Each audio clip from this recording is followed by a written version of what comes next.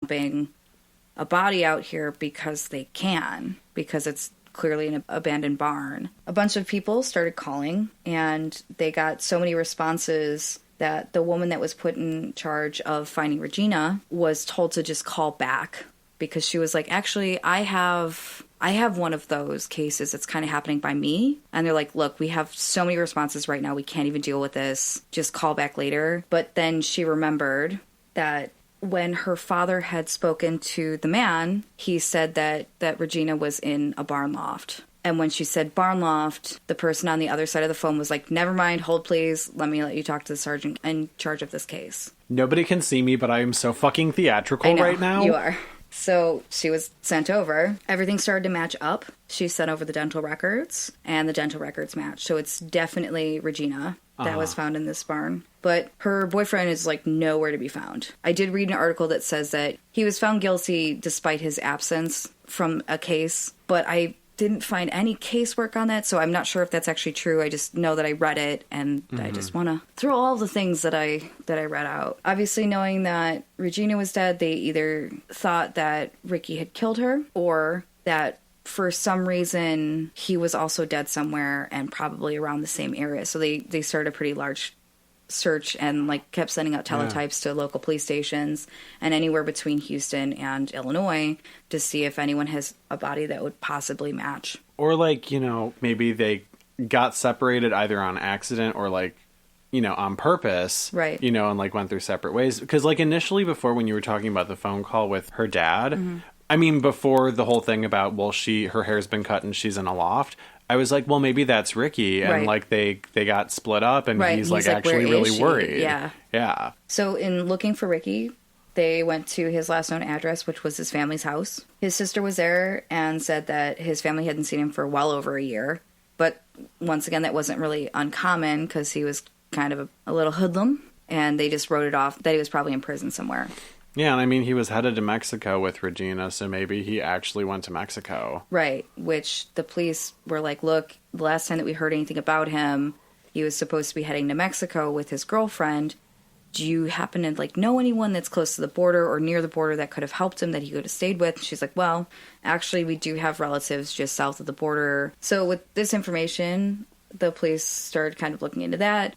Those relatives had no idea of anything that was happening, so they were obviously ruled out of maybe going to the relative's house like for help. The police had said that they didn't want to publicize that they might be looking at her boyfriend for maybe her murder, so instead they started trying to develop a profile on the person that may have killed her, and looking into the information that they had, which was she was strangled very slowly, she was dumped just thousands of miles away. They started to think it was more of like maybe a loner who's someone that doesn't really have a super rigid work schedule, and it was definitely someone older, so they ruled him out pretty immediately. But they also didn't want to be like, hey, look, we found this body, and not be able to find Ricky anywhere either if he were still alive. Yeah.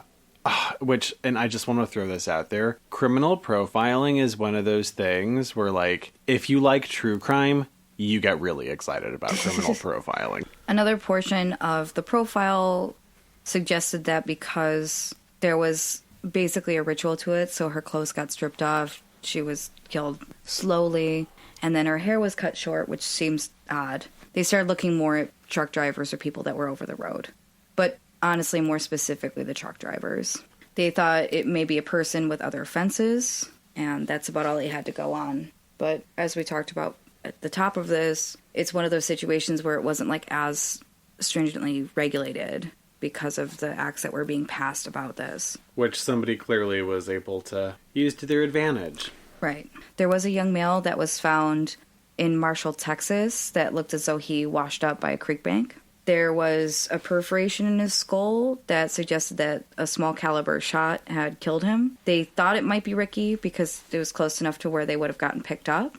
No other leads on him, and unfortunately, as they could only identify the body through DNA and there wasn't enough, they still don't really know 100% if it is him. Meanwhile, after her body was discovered in Arizona, a truck trailer with its hazards on was in kind of a strange spot on the road, and a police officer got behind it and was like, whoa, this is super unsafe for everyone. Like, if you're in distress, I can help you, or if you're not, you need to move your truck because this is dangerous for other people. As he approached the driver's window, the driver shot out of the car and ran. Being a police officer, he went, whoopsie doopsie, that seems like something I should care about, and chased after him, eventually caught up to him, and was like, what the hell is happening here? He placed him against the side of his truck and had him put his hands up, asked if he had any weapons, like people do. He said he had a gun in his back pocket. It was a small caliber gun. The police officer took the gun, handcuffed him, put him in the back of the car, and then went back to the truck because as he had approached it before, he thought he heard a woman screaming. While the police officer was talking to the screaming woman, who seemed to be chained up with her hair cut short in the back of this cab. My forehead is sweating. Yeah. Rhodes was sitting in the back of the car, like I said. The police officer got the statement from the woman, released her, and was like, I'll be right back. Stay here, stay calm. I'm sending help. Let's do this thing. Went over to Rhodes, and Rhodes was like, no, dude, I picked her up. She's a straight up lot lizard. She just like, have you never heard lot lizard? I can put it together. Yeah, he's not a good character. Also, that's a really derogatory thing to say about people, but it's colloquial. He tried to talk the police officer out of arresting him by saying that it was consensual, that she liked it rough, that he picked her up in a trucker stop, and that she was a lot lizard. Well, then why'd you run, motherfucker? Right. Most of the time, people that are innocent don't run. Most of the time. Sometimes they do, but it's actual fear of police officers because of the climate that we're in now. Obviously, Rhodes was just locked back into the car, and the police officer went to try to confirm this information or get, as he said, she said story at least out of this. Because, to be fair, I would probably believe the screaming woman that's handcuffed to a cab than a man who just jumped out of a car. Yeah. Yeah. I would believe a screaming man that was chained up or handcuffed to something before a woman that ran away from a situation. You can, even aside from all of those very obvious things, like you can look at somebody who is like visibly shaken and distressed and panicking and see that something is not right. While the police officer was back talking to the woman and trying to get her to calm down, he got her side of the story pretty quickly, but she was still clearly shaken. And he went back to his police car. Luckily, he got there just in time because Rhodes, who is clearly familiar with handcuffs, had managed to get his arms into the front of him, get himself unbuckled from his seatbelt, and almost get the handcuffs off before leaving the car just about the same time as the police officer arrived back at the car. So he caught him like mid-escape plan and was like, you motherfucker, you stay in this car. When they were investigating the truck, because clearly something weird was going on there, they found torture tools, welded chains to the back of the cab, fish hooks, a horse bit, several pieces or lengths of hair that didn't belong to the woman that was currently in there, what they called a rape kit, sticks with clips on it for basically draw and quartering. While giving her statement, the 27-year-old Kathleen had said that she had fallen asleep. Once again, we're back in basically the same as before. She had fallen asleep, woke up to being overpowered by Rhodes and getting chained to the back of his cab. He told her to call him whips and chains and that he had been doing this for 15 years. While she was chained in the cab, she was repeatedly raped and tortured, and she said she was only really able to get him off of her when she bit him really hard in his shoulder. Later, she told police she was trying to go for his throat, but he had moved, and that's about the time that the police officer had shown up. She did agree to press rape and kidnapping charges against him. Good. But unfortunately, she seemed a bit unstable. The police officer that was interviewing her said she seemed pretty with it and cognizant about what she was actually saying, but then sometimes would dissolve into stories about why she was trying to get across the country. And it was because she was going to give the president a microchip, and he needed it, but she was worried that she was going to get held in an underground prison that no one can escape from. And it starts to become apparent that she has some sort of imbalance and possible paranoid delusion. The unfortunate thing is that it basically was a he said, she said sort of situation. They were worried that the jury might be swayed to believe that she was lucid at the time of which she agreed to maybe participate consensually in rough sex, started losing it a little bit, and then decided that she didn't want this to happen while she was in a fit of... Yeah, like her state of mind had changed. Yeah. Yeah. So it was hard for the police to make her the star witness, and unfortunately at the time it was the only one that they had, because it didn't seem like the case was going to be able to stick, and then he might be free. I'm really upsetty spaghetti right now. Yeah. They tried to figure out ways to hold him, so they started sounding off to other police stations, seeing if they maybe had anything that matched it. The cut hair, the person that might match his description, to see if they could get anything to stick to him. Mm-hmm. Or at least enough, let's say, accidents that he might be involved in. I mean, I know of, like, the two other ones that we talked about. So, like, Regina, and then the first girl... Nicole, yeah.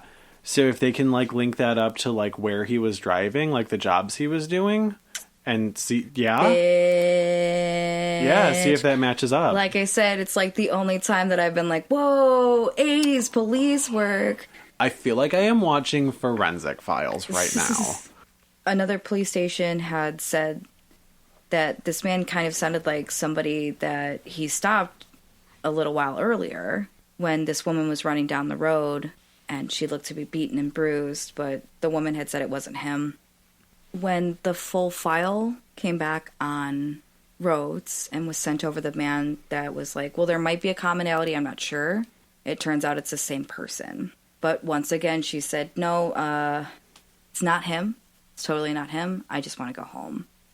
So they can't really get that to stick either, because she may have taken back her statement that she made at the police station later in the evening when she was getting treated. But if she's not willing to make a statement or press charges, they can't, like, force her to do it, you know? Yeah, and that poor baby was probably so traumatized, she wanted nothing to do with revisiting that.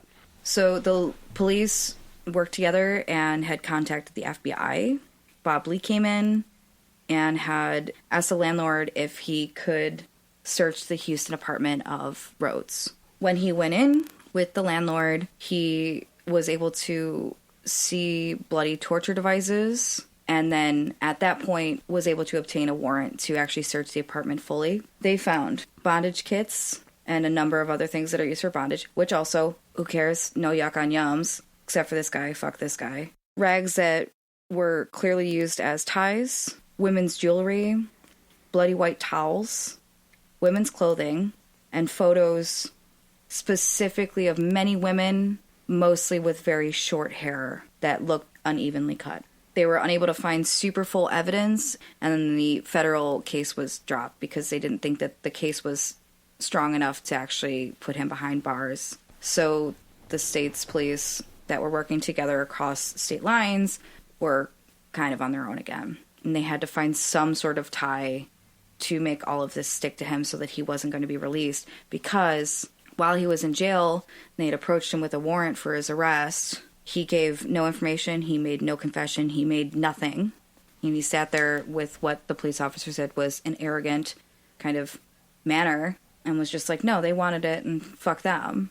And with them not being able to really get that much information from it, they tried hard again to find information. But to hold him in jail, they went to his attorney and said, look, we'll have you plead to a lower sentence, okay? We'll give you a 6-year plea deal. Prisons are overcrowding. We can put you on work release. More likely than not, you'll get out on parole in a year, because they're trying anything to hold him at least for as long as they can. His attorney agreed to that, and then he's in jail. But like I said, time is ticking. Yeah, got to be diligent. Yeah. Please start talking to other stations that may have had bodies that were seen with short hair that was possibly cut by like a straight razor or something akin to that, that would match any of sort of the commonalities. There we are. Yeah. Thank you. While he was serving time, he was eligible for the work release in about 3 months after he went in. They found in his apartment, as they were going through again, and knowing that maybe Regina, because of her hair and because of the way her body was found, might be a part of this case, started sending the photos back and forth between the two stations that were working, obviously, simultaneously on separate cases that might coincide. Yeah. And the officer in charge was able immediately to identify that it was Regina.